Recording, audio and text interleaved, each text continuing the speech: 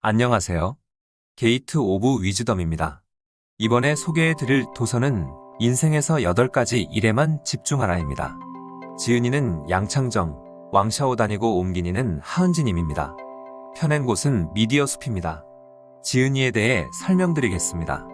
지은이 양창정은 칭화대학 MBA 지도자과정 강사, 중국과학원 심리연구소 심리상담 전문가, 512 사천대지진 1차 심리상담 자원봉사단, 베이징 앰베서더 컨설턴트 대표 및 코치입니다. 20년 경력의 경영자 코칭 경험과 14년간 해온 연수 강의 경험을 바탕으로 인생에서 집중해야 할 8가지 핵심 역량에 관한 개념을 정리해 많은 이의 삶을 변화시켰습니다. 정부 기관과 병원, 학교, 기업 등에서 수차례 강의를 진행해 왔으며 현재까지 20만 명 이상이 삶의 변화를 경험했습니다. 지은이 왕샤오다는 베이징 앰베서더 컨설턴트 총기획자 및 코치입니다. 국제코치연맹 ICF 관련 마케팅학, 관리학, 심리학, 조직행위 등에 관해 심도 있는 연구를 진행했습니다.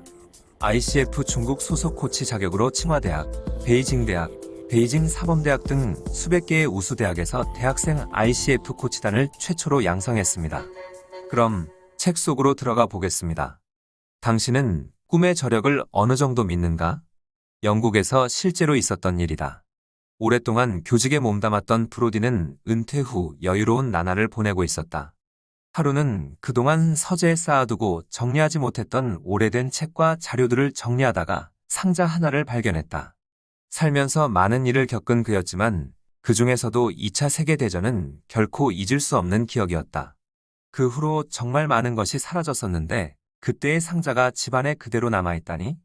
상자 속에서 그는 반가운 파일 하나를 발견하곤 호기심을 가득 품은 채 그 안에 적힌 내용들을 한 장 한 장 조심스럽고도 정성스레 읽어 내려갔다. 거기에는 수십 년 전 초등학교 교사 시절 나의 장래 희망쓰기 시간에 아이들이 고사리 같은 손으로 삐뚤빼뚤 써내려간 저마다의 꿈이 적혀 있었다. 아이들의 꿈은 다양했다.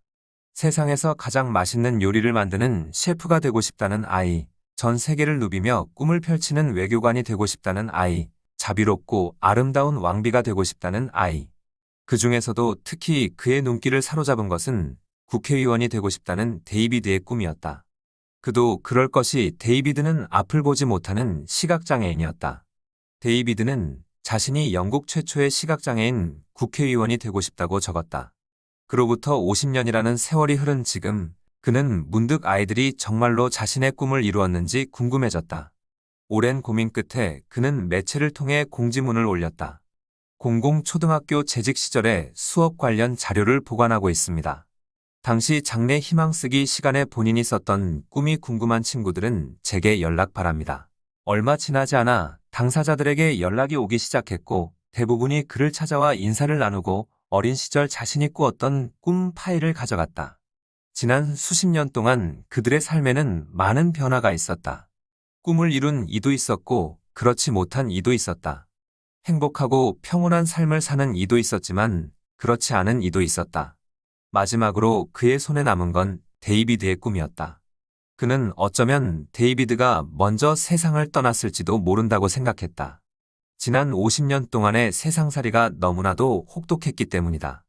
전쟁이 끊이지 않았던 처참한 세월 속에서 시각장애인이었던 그에게는 살아남는다는 것 자체가 누구보다 힘들고 어려웠을지도 모른다는 생각이 들었다. 그렇다고 그의 꿈을 함부로 버리거나 치워버릴 수도 없는 노릇이었다.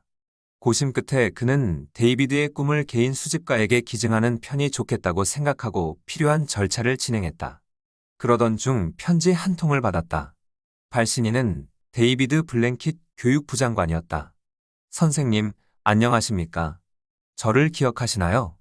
제가 바로 그 꿈의 주인공, 데이비드입니다.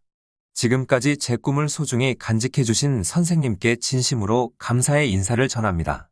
그날 이후로 저는 제 꿈을 마음에 새기고 그것을 이루기 위해 한 걸음씩 걸어왔습니다. 단 한 번도 포기하지 않았습니다. 그리고 마침내 50년 전에 그 꿈을 이루었습니다. 그러니 이제 그 꿈을 가지러 가지 않아도 될 것 같습니다. 혹시 꿈을 이루지 못해 절망하고 낙심하는 사람이 있다면 이렇게 말해주고 싶습니다. 꿈을 포기하지 않는 이상 언젠가는 반드시 이루게 된다고 말입니다. 모든 사람은 저마다의 꿈과 신성한 사명, 그리고 엄청난 잠재력을 지닌 채 이 땅에 태어나며 그 잠재력은 거대한 빙산과도 같다. 그러나 안타깝게도 대다수의 사람은 그 빙산의 일각조차 제대로 발휘하지 못한 채 생을 마감한다. 그러니 우리는 끊임없이 자신에게 이런 질문을 던져야 한다. 나의 꿈은 무엇일까? 그 꿈을 어떻게 이룰 수 있을까? 내게 주어진 거룩한 사명은 무엇일까? 어떻게 그것을 실현할 수 있을까? 나에겐 어떤 잠재력이 있을까? 어떻게 그것을 최대한 발휘할 수 있을까? 데이비드 블랭킷은 행운하였다. 일찍부터 자신의 꿈을 찾아 포기하지 않고 용감하게 도전한 끝에 마침내 인생의 목표를 이루었기 때문이다. 그러나 안타깝게도 자신이 진정으로 원하는 게 무엇인지 명확하게 아는 사람은 많지 않다. 2010년 알리바바 그룹의 창업자 마윈이 청소년을 위한 텔레비전 공익 프로그램 개강 첫 수업에 출연해 꿈을 향해 달려왔던 자신의 여정을 소개했다. 저도 어릴 때는 여러분처럼 하고 싶은 게 참 많았습니다.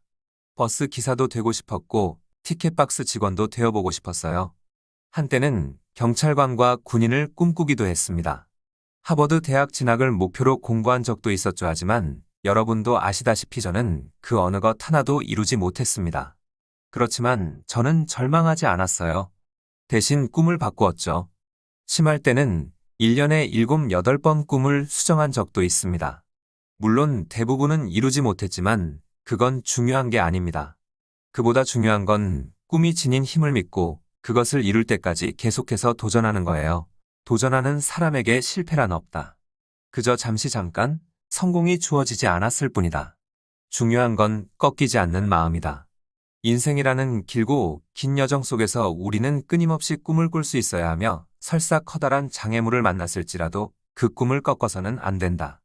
진정으로 자신이 원하는 것, 자신이 되고 싶은 것을 단번에 찾아내는 사람은 극히 드물다.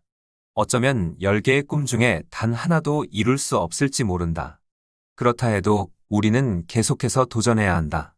그렇게 한 걸음씩 천천히 걷다 보면 진정으로 당신이 꿈꾸는 것을 끝끝내 찾을 수 있을 것이다.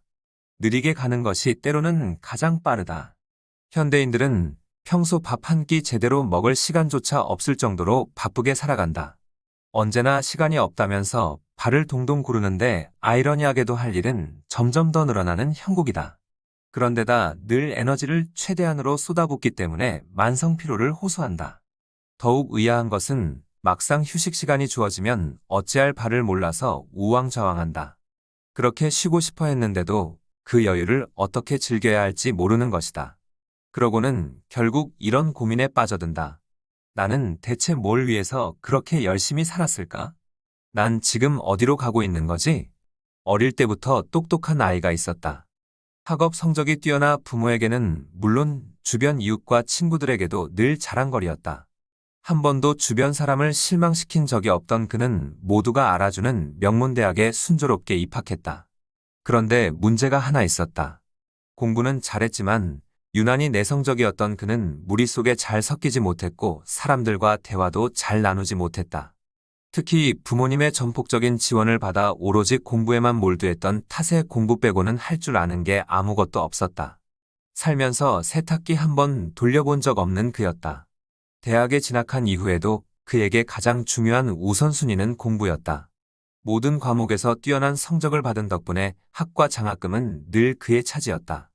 다른 친구들은 수업이 끝난 뒤에 파트타임으로 일하며 학비를 마련하거나 연애 혹은 동아리 활동을 하며 청춘을 즐겼지만 그는 시간이 나면 무조건 도서관 아니면 기숙사로 향했다. 그는 열심히 공부하는 것만이 가장 빨리 출세할 수 있는 길이라고 생각했다. 그렇지만 사실은 무엇을 위해 그렇게 열심히 공부하는지, 지금 자신의 인생은 어떤 방향으로 흘러가고 있는지에 관해서는 진지하게 고민해 본 적이 없었다. 대학 졸업을 앞두고 동기생들은 하나씩 제 갈 길을 찾아갔다. 회사에 취직하거나 본인이 하고 싶은 일을 했다. 그러나 사회 경험이 없는 데다 소통 능력도 부족했던 그는 쉽게 일자리를 찾지 못했다. 살면서 처음으로 맛본 좌절이었다. 자신의 인생을 점검차 돌아보던 그는 본인이 공부를 덜해서 그런 것이라는 결론을 내리고 석사에 이어 박사 공부에 들어갔다. 박사 공부를 하는 동안 몇 차례 대학교 동창 모임에 참석한 적이 있었다. 대다수는 결혼해서 아이가 있었고 커리어도 차근차근 쌓아나갔다. 심지어 대학 시절 공부에는 영 소질이 없었던 한 친구가 지금은 잘나가는 사업가로 이름을 알리기도 했다. 모두 자기만의 장점과 특기를 잘 살려서 진로를 결정한 덕분이었다. 그는 그제야 비로소 자기를 직면하기 시작했다. 그리고 지난 세월 자신이 걸어온 길을 돌아보았다. 늘 남들의 칭찬을 받으며 사는 것에 익숙했던 탓이었을까? 돌연 그는 자신이 한낱 보잘것없는 이 세상에 아무런 쓸모없는 존재라는 생각이 들기 시작했다. 손을 뻗어보았지만 잡히는 건 아무것도 없었다. 결국 박사 졸업을 한 달 앞두고 그는 기숙사 8층에서 뛰어내려 삶을 마감했다. 똑똑하고 근면하고 성실했던 그였으므로 조금만 더 버티면 창창한 앞날이 펼쳐졌을 것이다. 그러나 그는 돌연기를 잃었고 결국 돌이킬 수 없는 선택을 했다. 학창 시절에 열심히 공부하는 게 잘못되었다는 말이 아니다. 그건 오히려 대견하고 훌륭한 일이다. 문제는 자신이 그렇게 열심히 공부하는 이유가 무엇인지, 공부를 통해 최종적으로 어떤 목표에 도달하고 싶은지에 관해 생각해보지 않았다는 점이다. 다시 말해 그는 본인의 인생을 스스로 그려보고 계획하지 않았다. 버락 오바마 전 미국 대통령은 역대 미국 대통령 중 최초이자 현재까지 유일한 흑인 대통령이며 어린 시절을 아시아에서 보낸 인물이다. 2009년 10월 9일 그는 노벨 평화상을 수상하기도 했다. 그런 그도 늘 꽃길만 걸었던 건 아니다. 그는 어린 시절 피부색이 다르다는 이유로 사회에서 인정받지 못하고 늘 차별 대우를 받았다. 그는 한때 세상에 태어난 이유를 찾지 못한 채 방황하며 대마초에 빠져 지내기도 했다. 집은 너무 가난했고 앞은 보이지 않았다. 성공할 수 있다면 아무리 험한 길이라도 가고 싶었지만 그 길목조차 찾을 수가 없었다. 그래서 그는 학교를 빠지거나 마약을 하거나 여자를 꼬시는 등 지금 생각하면 후회되는 행동을 수시로 저질렀다. 그는 사회가 말하는 영락없는 문제아였고 대마초와 코카인으로 자신의 존재 의미를 찾으려 했다. 하지만 그런 그를 포기하지 않고 선한 길로 이끌어준 사람이 있었다. 바로 외할머니와 외할아버지, 그리고 흑인 출신 시인이자 기자이면서 사회운동가로 활동했던 데이비스였다. 그들의 선한 영향으로 그는 조금씩 악의 구렁텅이에서 벗어나 자기 인생을 설계하기 시작했다. 인생의 성공은 올바른 계획과 설계에서 비롯한다. 다시 말해 우리의 인생은 계획을 통해 더 빛날 수 있다.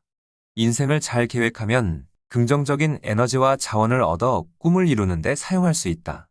하지만 그렇지 않은 사람은 결국 다른 사람이 정해준 길을 따라 그들이 원하는 삶을 살아갈 수밖에 없다. 꿈이 있는 사람은 반드시 자신의 인생을 돌아보고 앞날을 계획한다. 다채로운 8가지 대륙의 인생지도 만들기. 선생님은 강의도 하시면서 사업체도 운영하시고 자원봉사도 하시잖아요. 사천 대지진 때는 현지에서 심리 상담사로 일하신 걸로 아는데 어떻게 그 많은 일을 한꺼번에 다 하시는 거예요? 일과 삶의 균형을 어떻게 맞춰 나가시나요? 주변 사람들에게 정말 많이 듣는 질문 중 하나다. 그런데 사실 이 모든 건 내가 세운 인생의 계획에 포함되어 있다. 다시 말해 나는 내가 생각하는 인생에서 집중해야 할 8가지를 실천하며 사는 것뿐이다. 내가 중요하게 생각하는 인생의 8가지는 무엇일까? 이번 장에서는 이 8가지를 여러분과 함께 나눠보고자 한다. 앞서 소개한 것처럼 내 인생의 주요 기조는 성공, 행복, 사랑 3가지다. 그런데 어떻게 살아야 비로소 성공한 인생일까? 어떻게 해야만 행복과 사랑이 넘치는 삶을 살 수 있을까? 그걸 위해 나는 뭘 해야 할까? 여러분이 위에서 작성한 것과 같은 동그란 룰렛을 그려놓고 8부분으로 나누어 써본다면 나의 8가지는 다음과 같다. 인류 강사, 참된 리더, 작가, 행복한 가정, 희망학교 짓기, 삼천 제자 양성, 골프 세계여행, 조용하고 자유로운 생활.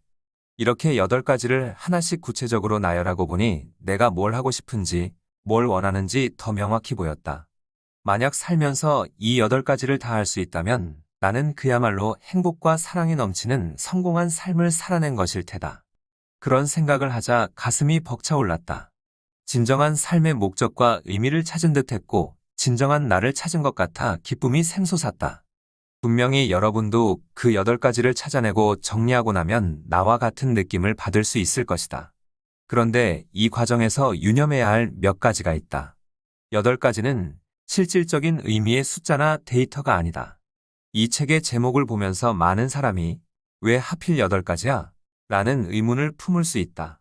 여기서 정확히 설명하고 싶은 것은 꼭 8가지여야 한다는 건 아니다. 그보다는 앞에서 언급했던 사분면의 개념에 따라 한 가지에 치우치지 않게 균형을 맞추어 정리하는 것이 더 중요하다. 그러니 꼭 8가지가 아니라 3가지 혹은 7가지 혹은 11가지여도 상관없다. 다시 말하지만 중요한 건 사분면 안에서 균형을 잡는 것이다. 나의 8가지와 당신의 8가지는 다를 수 있다. 모든 사람은 자신만의 인생을 산다. 그러므로 지금 나의 실제 상황에 맞춰 생각해보자. 나만의 8가지를 찾아내야만 의미가 있다. 다른 사람의 것을 맹목적으로 베끼거나 따라하는 건 아무런 도움이 되지 않는다. 8가지를 작성하면서 얼굴에 미소가 떠나지 않는다면 그것이 바로 나의 인생을 즐기기 위한 목록이 된다. 사분면은 균형을 맞추는 기준이다. 이 책에서 8가지를 통해 살펴보는 인생의 계획은 개인과 가정, 일, 사업과 사회 같은 4가지 각도, 즉 사분면을 기준으로 한다. 서양의 유명 코칭 수업이나 커리큘럼에서는 이 방법이 매우 효과적으로 사용되고 있다. 사실 사분면의 개념은 고대 중국 사회에서도 사용된 바 있다. 수신, 제가, 치국, 평천하가 바로 그것이다. 인생의 8가지 계획 속에 이 4개의 개념이 들어간다면 끝내 당신이 이루고자 하는 인생의 목표의 99%는 도달할 수 있을 것이다. 또한 이는 당신이 일과 개인, 가정 사이에서 균형을 잘 맞추는데 효과적인 도움을 줄 것이다. 8가지 일과 경제력은 무관하다. 예전에 한 친구와 나눴던 대화가 기억에 많이 남는다. 그는 한때 소위 잘 나가던 사람이었다. 그런데 남부러울 것 없이 살았던 그가 한 번의 잘못된 선택으로 무려 10년에 달하는 징역형을 살아야만 했다. 함께 밥을 먹으면서 힘겨웠던 그의 지난날을 듣고 나는 사람의 인생에는 3가지 중요한 경지가 있다는 걸 깨달았다. 생존, 말 그대로 목숨을 유지하고 호흡하는 삶의 상태를 말한다. 사전적으로 살아있음, 살아남음을 의미하는 이 상태는 인간의 가장 기본적인 삶의 경지로 2단계가 없으면 다음 단계로 올라설 수 없다. 생활, 일정한 환경에서 활동하며 살아가는 것을 가리키는 것으로 생존이라는 기본적인 요소 위에서 조금 더 많은 것을 추구하는 삶, 더 나은 삶을 추구하는 상태를 말한다. 단, 모든 사람은 환경에 적응하면 본능적으로 더 좋은 삶, 더 나은 삶을 살고자 한다. 결국 탐욕에 눈이 멀어 너무 많은 것을 손에 넣으려는 순간 진정한 자신을 잃어버리고 욕심의 노예로 전락하고 만다. 이런 경우 더 높은 삶의 경지로 나아갈 수 없다. 생명, 가장 높은 삶의 경지다. 내가 진정으로 원하는 것, 내게 주어진 사명과 내가 이 세상에 존재하는 진정한 가치를 분명히 아는 것으로 자신이 가장 좋아하고 잘하며 의미 있는 일을 해나가는 상태다. 인간이 살아서 숨쉬고 활동할 수 있게 하는 힘이기도 하다. 이러한 경지에 오른 사람들은 자아 실현을 위한 삶을 살면서도 과도한 욕심을 부리지 않는다. 매 순간 즐겁고 차분하며 정신적으로 여유롭고 안정적인 삶을 살아간다. 혹자는 물질적으로 풍요로운 조건이 충족되지 않으면 위에서 말하는 3번째 삶의 경지, 생명의 상태를 실현할 수 없다고 지적하지만 내 생각은 다르다. 빌 게이츠는 소프트웨어를 통해 세상을 변화시켰고 무수한 사람들의 삶의 방식을 바꿔놓았다. 그는 본인이 귀중하게 생각하는 가치를 실현했을 뿐 아니라 다른 사람의 생명에도 빛을 불어넣었다. 스티브 잡스는 애플 왕국으로 혁신적인 세상을 보여주며 많은 사람들에게 문화적 충격과 기술적 편리함을 제공했다.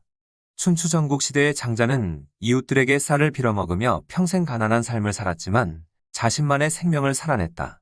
아마 그의 삶을 가장 잘 표현할 수 있는 한마디는 흐르는 물처럼 상황을 타고 논인다는 뜻의 승무리유심일 것이다. 그 밖에도 그는 샘물이 마른 곳에서 물고기들이 침을 뱉어 서로를 적셔준다는 뜻의 상유의 말에 겸손하면서도 지혜 있는 가르침을 남겨 지금까지도 많은 사람에게 사랑과 존경을 받고 있다. 공자 역시 가난했지만 제자들을 데리고 열국을 여행하며 가르침을 전했고 후대의 길이 남을 정신적인 재산을 물려주었다. 그는 지금까지도 중국을 비롯한 많은 국가에서 성인이라는 칭호를 받는다. 결국 정리해보자면 생존은 돈과 관련이 있지만 진정한 의미의 나로 살아가는 삶은 돈과 필연적인 연관이 있는 것은 아니다. 물론 돈이 많으면 자신만의 삶을 살 수 있지만 돈이 없다고 해서 불가능한 건 아니다. 물질적으로는 풍요롭지 않을지라도 끊임없이 자신을 수련하고 수양하며 성장을 거듭하면 세 번째 삶의 경지인 생명에 누구라도 들어갈 수 있다. 생명은 다른 누구도 아닌 나 자신의 것이다. 나의 생명, 나의 삶을 살아내는 일은 오직 나만이 할 수 있으며 그래야만 후회 없는 인생을 살 수 있다. 꽃이 만발한 화원에는 잡초가 보이지 않는다. 인생이라는 화원에서 우리는 늘 무언가를 하며 살아간다. 그 안에서 누군가는 자신이 하고 싶은 일을 즐겁게 하지만 누군가는 하기 싫은 일을 피해 늘 도망자의 삶을 산다. 인생에서 집중해야 할 8가지를 정리하고 나면 내가 하고 싶은, 내가 원하는 삶의 방향에 조금 더 포커스를 맞출 수 있을 것이다. 그 힘을 절대 우습게 보지 마라. 3년 혹은 5년 뒤에 포커스를 맞춘 사람과 그러지 못한 사람의 인생은 완전히 달라져 있을 테니 마음속에 새기는 끈질긴 끈기. 천리마라도 뜀박질 한 번에 10걸음을 넘길 수 없고 노쇠한 말이라도 열흘을 달리면 멀리 갈 수 있다라는 옛말이 있다. 성공이란 하루아침에 이뤄지는 게 아니라 얼마나 오랫동안 노력하고 유지하느냐에 달려있다는 뜻이다. 차 아가씨에 관한 이야기다. 1987년 14살의 그녀는 후난이항이라는 작은 마을에서 차 장사를 시작했다. 차 한 잔에 딱 10원이던 시절이었다. 맛은 특별할 게 없었지만 다른 점이 하나 있다면 찻잔이 다른 집보다 훨씬 크다는 것이었다. 그래서인지 늘 손님이 끊이지 않았다. 마을 사람들은 그녀의 집을 찾아 차를 즐겨 마셨고 그녀는 바쁜 나날을 보내면서도 힘든 줄 모르고 일했다. 1990년 17살이 되고 그녀는 가게를 조금 더 확장해 읍내로 나와 노점에서 장사를 시작했다. 차 종류도 이전처럼 보통의 차가 아니라 현지에서 유명한 레이차를 팔기로 했다.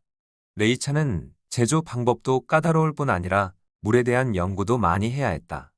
차는 아주 잘 팔렸다. 그녀는 아주 즐겁게 일했고 점점 더 많은 돈을 벌기 시작했다. 1993년 20살이 되고도 그녀는 여전히 차를 팔았다. 바뀐 점이라면 이제는 훈안성 창사의 번화가로 지점을 옮긴 것이었다. 시골 노점에서 하던 장사를 접고 어엿한 매장을 차렸고 직원도 몇 명 고용했다. 손님들은 들어와서 향긋한 차를 시음해 본 뒤에 여러 개를 한꺼번에 구매했고 자주 오는 단골 손님도 생기기 시작했다. 1997년 그녀는 24살이 되었다. 지난 10년 동안 차를 연구하며 지낸 그녀는 이제 더 이상 시골 찻집의 소녀가 아니었다. 그녀가 개발하고 생산한 찻잎은 창사를 넘어 시안, 상하이, 선전 등 중국 10여 개의 대도시로 유통되었다. 우수한 품질의 찻잎과 친절한 매장 분위기 덕분에 그녀의 사업은 성장 가도를 달렸다. 2003년 30이 된 그녀는 마침내 인생의 가장 큰 꿈을 이뤄냈다. 싱가포르와 말레이시아 등 지역의 매장을 오픈한 것이었다. 국내뿐 아니라 외국에서도 커피나 밀크티 등과 겨뤄도 손색이 없을 만큼 훌륭한 차 맛으로 큰 성장을 이뤄냈고 현지인들에게도 많은 사랑을 받았다. 지난 수십 년간 시골 마을 한편에서 차를 팔던 소녀가 이제는 글로벌 체인점을 운영하는 어엿한 CEO로 거듭났다. 웬만한 끈기와 인내심이 아니면 해낼 수 없는 일이었다. 사람들이 성공 비결을 물을 때마다 그녀는 미소를 띤 얼굴로 이렇게 대답했다. 비결이랄 게 따로 있나요? 그런데 하나는 확실해요. 지난 세월을 돌아봤을 때 성공하고 싶다면, 꿈을 이루고 싶다면 매일 그걸 마음속으로 새기는 것 외에도 작은 것부터 끊임없이 계속해서 실천하는 게 중요한 것 같아요. 그게 쌓이다 보니 지금 여기까지 왔네요. 그것 말고 다른 비결은 없어요. 이 또한 지나가리라라는 마력의 주문. 예전에 중국에서 인기 있던 주말 문학이라는 잡지에 소개된 글이다. 1954년 브라질 대부분의 국민은 자국 대표팀이 월드컵 우승의 주인공이 될 수 있을 거라 확신했다. 하지만 한 치 앞도 내다보기 힘든 것이 바로 세상일이다. 궂은 날씨를 예측하기 어렵듯 어쩌면 축구 경기도 예측하기 어렵다는데 그 매력이 있지 않을까? 준결승전에서 브라질은 예상과 달리 프랑스에 패배하면서 빛나는 우승컵을 손에 넣지 못했다. 축구가 국가의 영혼과 같은 존재라는 건 누구보다 대표팀 선수들이 잘 알고 있었다. 그들은 후회와 자책에 시달렸다. 고국에 돌아가 부모님 얼굴을 볼 면목이 없었다. 분명히 축구 팬들의 모진 질타와 비난, 비웃음에 시달릴 것이라 생각했다. 브라질로 돌아가는 비행기가 이륙하자 선수들은 불안에 시달렸다. 하늘 위에서도 좌불안석이었다. 그런데 착륙하고 입국장에 들어선 그들 눈앞에 전혀 예상하지 못했던 장면이 펼쳐졌다. 브라질 대통령과 2만여 명의 축구팬들이 그들의 귀국을 환영하기 위해 마중 나온 것이었다. 그 중에서도 가장 눈에 띄는 건 군중들 사이에 펼쳐진 현수막이었다. 현수막에는 이런 글귀가 적혀 있었다. 이 또한 지나가리라. 선수들은 약속이나 한 듯 고개를 떨구고 눈물을 흘렸다. 대통령과 팬들은 아무런 말도 하지 않고 묵묵히 공항을 떠나는 선수들을 배웅했다. 그로부터 4년 후 브라질 대표팀은 사람들의 기대에 부응해 월드컵 우승컵을 손에 넣을 수 있었다. 그들을 태운 전용기가 브라질 국경에 진입할 때는 16대의 제트 전투기가 하늘길을 호위했다. 공항에는 그들을 환영하기 위해 나온 인파가 3만여 명에 달했다. 공항에서 시내 광장까지 약 20km에 달하는 구간의 카퍼레이드가 이뤄질 때는 찻길 양쪽 길가에 모인 사람들이 100만 명이 넘었다. 사람들은 금이 환영한 대표팀을 열렬히 환영했다. 그런데 그곳에는 4년 전 그 현수막이 다시 눈에 띄었다. 이 또한 지나가리라는 문구였다. 누가 대체 이 기쁜 날 저런 문구를 내걸었을까? 한편으로는 괘씸한 생각마저 들었다. 훗날 당시 대표팀의 주장을 맡았던 선수는 수소문 끝에 현수막에 적힌 그 문구를 썼던 노인을 찾아갔다. 그는 당시 그 문구를 썼던 이유가 무엇이었는지, 그 의미가 무엇인지를 물었다. 그러자 노인은 온화한 미소를 지으며 한 이야기를 들려주었다. 고대 이스라엘의 왕이었던 다윗은 출전하는 전쟁마다 승리를 거두어 민중에게 두터운 신뢰와 사랑, 그리고 존경을 받았다. 그러나 그는 기쁘지 않았다. 그 영광이 금방이라도 끝나버릴 것 같은 불안에 날마다 시달려야 했고, 혹시나 자신이 교만에 빠져 죄악을 저지를까 두려웠기 때문이다. 이에 그는 궁중 세공사를 불러 다음과 같이 지시했다. 나를 위해 아름다운 반지 하나를 만들고 거기에 글귀 하나를 새겨 넣어라. 그 글귀는 내가 전쟁에서 큰 승리를 거두어 기쁨을 억제하지 못할 때 감정을 조절할 수 있게 하고, 동시에 내가 절망에 빠졌을 때 내게 기운을 북돋워 줄 수 있어야 한다. 하지만 아무리 고민을 해봐도 적당한 글귀를 찾을 수 없었던 세공사는 지혜롭기로 유명했던 왕자 솔로몬을 찾아가 조언을 구했다. 그러자 잠시 생각에 잠겨있던 솔로몬이 이렇게 말했다. 이 또한 지나가리라. 아울러 솔로몬은 세공사에게 당부했다. 왕께 반지를 드릴 때 절대 그 문구가 새겨진 보석을 함부로 떼어내서는 안 된다고 아뢰어라. 그렇지 않으면 그 영험함이 사라질 것이다. 세공사는 솔로몬이 시킨 대로 다 만들어진 반지를 다윗 왕에게 바치며 절대 문구가 적힌 보석을 떼어내지 말 것을 간곡히 요청했다. 그리고 얼마 지나지 않아 전쟁이 일어났다. 다윗 왕과 병사들은 전쟁에서 점점 열세에 몰리면서 사면초가의 위기에 빠지게 되었다. 사방에 적들이 둘러싸여 있어 자칫 잘못했다간 포로로 잡혀가기 직전이었다.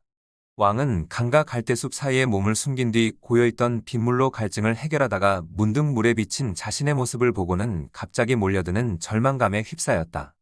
누더기와 다름없을 정도로 망가진 전투복과 헝클어진 머리를 보니 과거 국왕의 자리에서 누렸던 영광이 신기루처럼 느껴졌다. 죽음의 길목에 서 있던 그의 시야에 불현듯이 세공사가 만든 반지가 들어왔다. 어쩌면 지금 당장 자신을 위기에서 구할 문구가 거기 새겨져 있을지도 모른다는 막연한 생각이 들었다. 그는 보석에 새겨진 문구를 읽었다. 이 또한 지나가리라. 갑자기 희망의 빛이 조금씩 비추는 듯했다. 현재의 치욕과 모욕은 얼마든지 이겨낼 수 있을 것 같은 용기가 샘솟았다. 이에 그는 와신상담의 마음으로 다시 병사들을 이끌고 일어나 결국 적들을 물리치고 승리하여 고국으로 돌아왔다. 그가 돌아와 가장 먼저 한 일은 그 문구를 왕위의 보좌에 새겨 넣은 것이었다. 실패는 지나간다. 영원한 순간은 없다. 가슴을 펴고 고개를 들자. 실패는 사람을 낙심하게 한다. 슬픔과 비통함, 절망의 구렁텅이로 비정하게 내몰아치기도 한다. 하지만 우리의 삶은 계속되어야 한다. 실패의 그림자는 시간이 흐르면서 조금씩 희미해진다. 그러니 설령 지금 실패했다고 해도 너무 두려워하지 말자. 진짜 무서운 건 실패가 아니라 당신이 영역 용기와 자신감을 잃어버리는 것이다. 지금부터 다시 시작하면 된다. 어깨에 힘을 주고 가슴을 곧게 펴자. 성공 역시 지나간다. 그러니 겸손함과 신중함을 잃지 말아야 한다. 성공이 가져오는 행복감과 즐거움은 우리 내면 깊은 곳에 저장되어 수시로 들춰보고 당시를 회상하며 기뻐할 수 있다. 물론 성공이 나쁜 건 아니다. 그러나 거기에 너무 심취해 있어서는 안 된다. 그렇지 않으면 자아도취로 성장을 향해 가는 발걸음을 멈추게 되고 의지가 나약해진다. 과도한 행복감은 당신의 모든 의지와 의욕을 인정사정 없이 앗아간다. 그러니 설령 지금 성공했다 할지라도 절대 일희일비하지 말자. 모든 건 지나가기 마련이다. 걸음을 멈추면 길끝에 있는 아름다운 무지개를 볼 수 없다. 당신이 할 수 있는 유일한 일은 겸손하게 계속해서 앞으로 나아가는 것이며 나만의 길을 개척해 나가는 것이다. 모든 것은 지나간다. 그래서 평정심을 유지하는 게 중요하다. 진정한 성공은 세상의 모든 것은 영원하지 않다는 걸 깨닫는 것이다. 가끔의 실패로 낙담하거나 고꾸라지지 말자. 또 잠깐의 성공으로 득이양양해서 앞으로 해야 할 일을 까맣게 잊어버려서도 안 된다. 인생에 정답이 없는 것처럼 정해진 성공과 실패란 없다. 그저 계속해서 앞으로 나아가는 발걸음만 있을 뿐이다. 당신이 무슨 일을 겪었든 얼마나 많이 상심하고 절망했든 그 모든 건 지나간다. 그리고 그것은 지나간 당신의 역사가 될 것이다.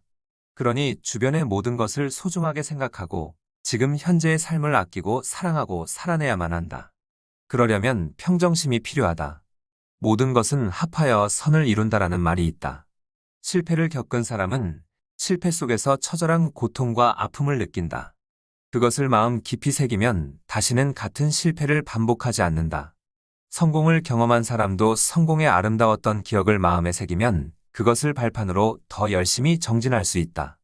사실 성공이든 실패든 행복이든 고통이든 우리에게 일어난 모든 일은 시간이 흐르면서 자연스레 사라진다. 역사의 수레바퀴가 계속 앞으로 굴러가는 걸 막을 수 있는 사람은 아무도 없다. 그런 의미에서 보면 이 세상에는 영원한 실패도 영원한 성공도 존재하지 않는다. 이 우주의 모든 것은 그저 시간이 가는 대로 따라 흘러간다. 우리가 조절하고 바꿀 수 있는 유일한 한 가지는 바로 나의 내면이다. 조금 더 여유롭게 세상을 살아보자. 해마다 바뀌는 계절과 바람의 냄새를 느껴보자. 꽃이 피고 시들고 하늘의 구름이 변하는 걸 보면서 조금 더 인생을 즐겨보자. 인생은 파도와 같아서 때로는 높게 또 때로는 낮고 잔잔하게 찰랑인다. 하지만 확실한 한 가지는 그 또한 지나간다는 것이다. 완벽하지 않을지라도 행동하라. 사람들은 꿈을 꾸고 인생을 계획하지만 그걸 제대로 실천하지는 않는다. 2차 세계대전이 끝나고 처칠은 정치적으로 큰 타격을 입고 우울증까지 앓았다.